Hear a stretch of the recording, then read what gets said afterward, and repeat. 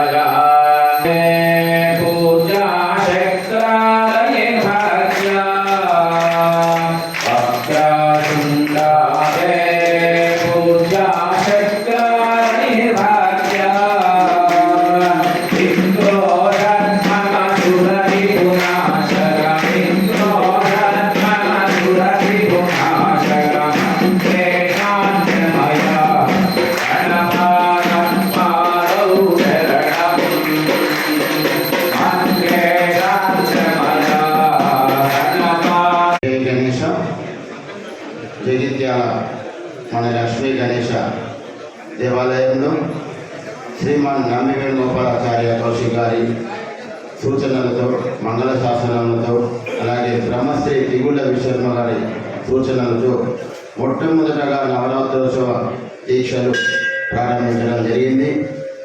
ఈ దీక్షలో పాల్గొన్న వారందరికీ కూడా ఎటువంటి కోరికలు కష్టాలున్నా తీరుతున్నాయని దీక్ష తీసుకున్న భక్తులు అందరూ కూడా చెప్పడం జరుగుతుంది. 9 రోజులు వినాయక చవితి నాడు దీక్ష ప్రారంభమవుతుంది. 9 రాత్రుల తర్వాత దీక్ష విరమణ మాలధారణ లక్ష్మీ గణేశ మందిరంలో జరుగుతుంది.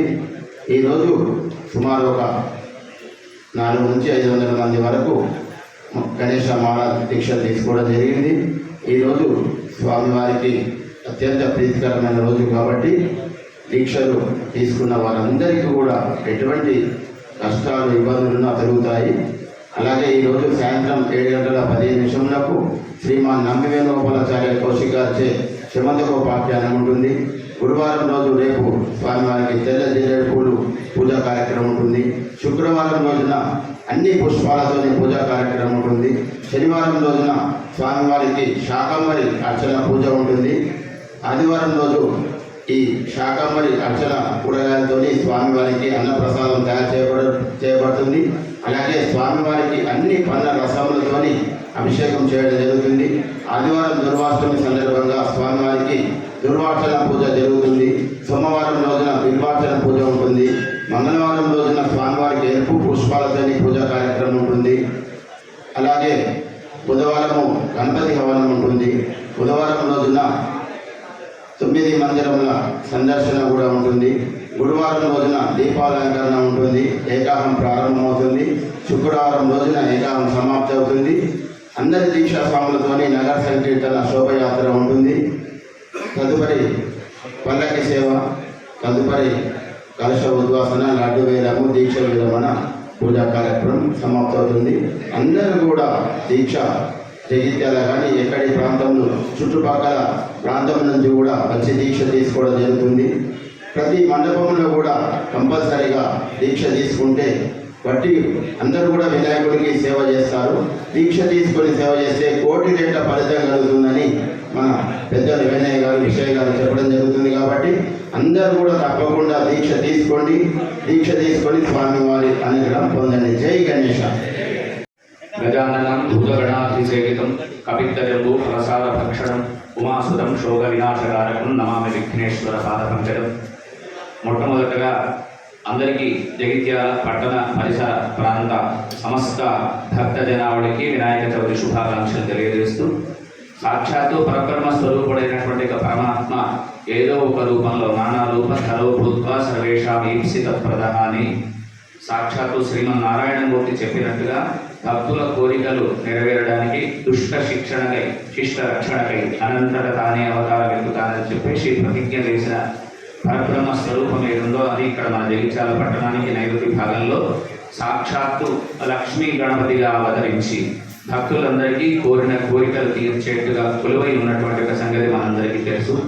అయితే గణేశ దీక్షలు అనేటివి కేవలం ఇక్కడ ఆలయ కమిటీలో ఆగమశాస్త్ర నిపుణులతో పాటు సాక్షాత్తు ఆలయ నిర్మాణానికి వారి యొక్క కరకమలంలో ప్రతిష్ట గావించిన శ్రీ శ్రీ హంపి విరూపాక్ష విద్యారణ్య భారతీ స్వామి వారి యొక్క దివ్య ఆశీస్సుల చేత వారి ఆజ్ఞానుసారం ఆలయంలో నవరాత్రి దీక్షలు ప్రారంభమైన ఇంతకుముందు శ్రవణ్ గారు చెప్పినట్టుగా ప్రతిరోజు ఒక్కొక్క ఉత్సవంలో పాల్గొని ఎట్లాగైతే బ్రహ్మోత్సవాలు అవి జరుగుతాయో వాటిలో అవి ఏ విధంగా జరుగుతాయో అదేవిధంగా స్థానిక ఆలయంలో జరిగేటువంటి ఉత్సవంలో పాల్గొని స్వామి యొక్క కృపకు పాత్రలు కాగలరు. అట్లాగే చూసిన వారికి చూపించిన వారికి గణేశుడి యొక్క పరిపూర్ణ అనుగ్రహం కలగాలని కోరుతూ ప్రతి వాళ్ళకి మన సనాతన ధర్మాన్ని మన యొక్క మనస్సును నిరంతరం ధర్మ మార్గం వైపు పరమాత్ముడు నడిపించాలని, ఎటువంటి పాపాలు కానీ పాప కర్మలు కానీ చేయించకుండా తల్లి గర్భంలో 9 నెలలు ఉండకుండా ఉండాలంటే 9 రాత్రులు ఏదో ఒక పరబ్రహ్మను సేవించాలి.